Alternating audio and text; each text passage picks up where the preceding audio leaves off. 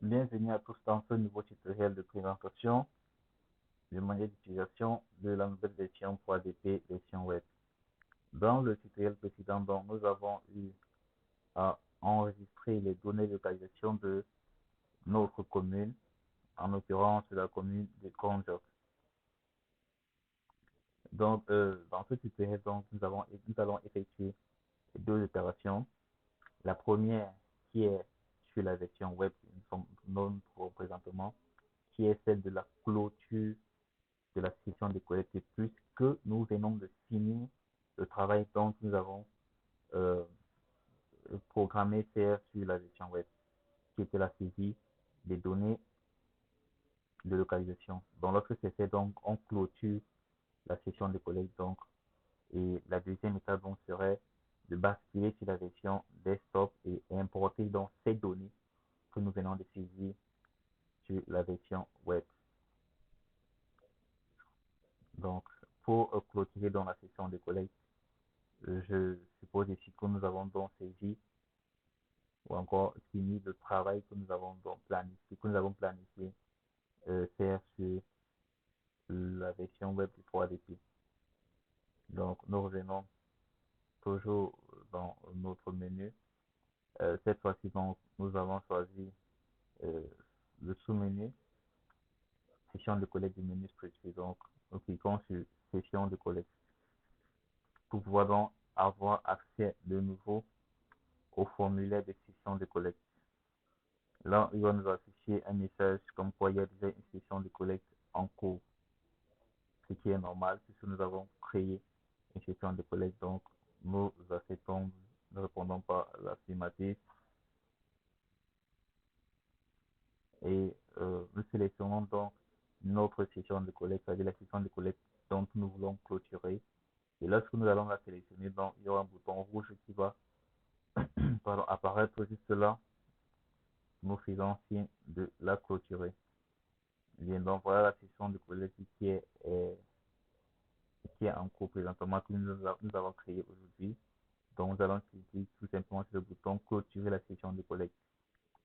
Et lorsqu'on clôture une session de collecte, nous ne pourrons plus revenir dans cette même session de collecte, faire des modifications.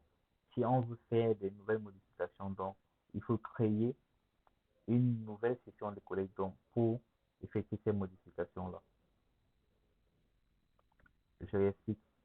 Nous venons de enregistrer les données de localisation dans la commune d'Inkonjok, qui est jusqu'ici donc contenait 52 villages. Nous avons fini d'effectuer ce travail et nous avons clôturé la session du collecte.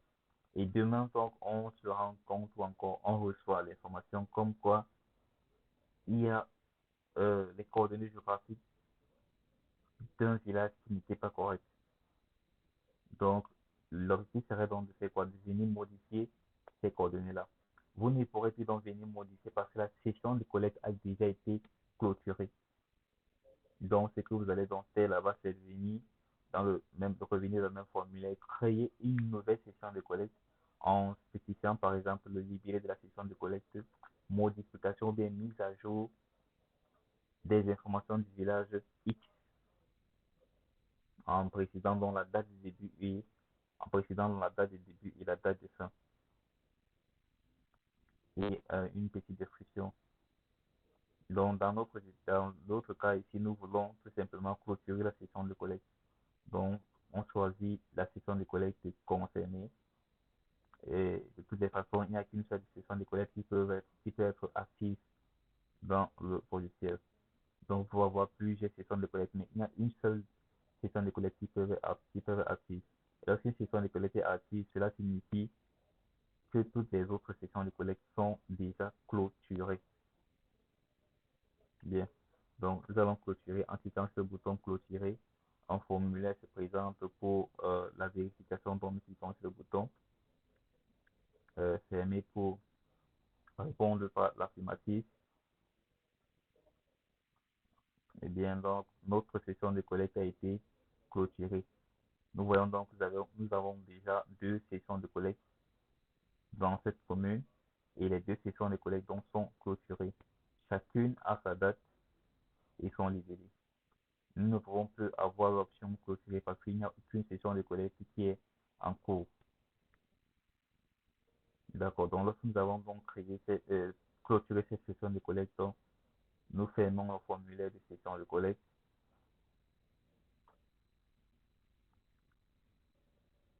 et nous allons donc nous déconnecter de la version web puisque nous avons fini de faire les suivis, de faire toutes les opérations dont nous avons eu besoin de faire sur la version web. Donc, pour se déconnecter de la version web, on vient sur l'onglet, le menu horizontal au coin droit supérieur. Nous cliquons sur l'adresse mail et nous avons le bouton Log Out. On va demander de confirmer, nous confirmons.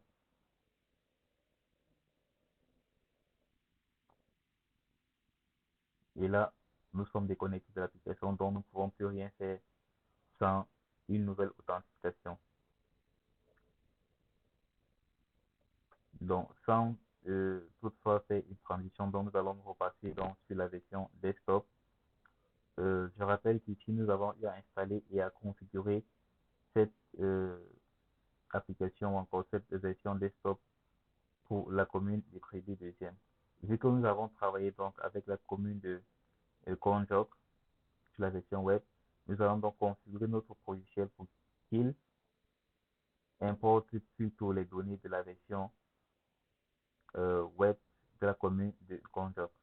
Donc pour la configuration, souvenez-vous, nous sommes venus au menu fichier setting. Donc menu fichier setting, et vous voyez bien que c'est la commune de Crédit Deuxième qui était sélectionnée. Donc nous allons choisir Konjok. Commençons par faire les filtres NKO, NST et on choisit Konjok. Ensuite, on enregistre.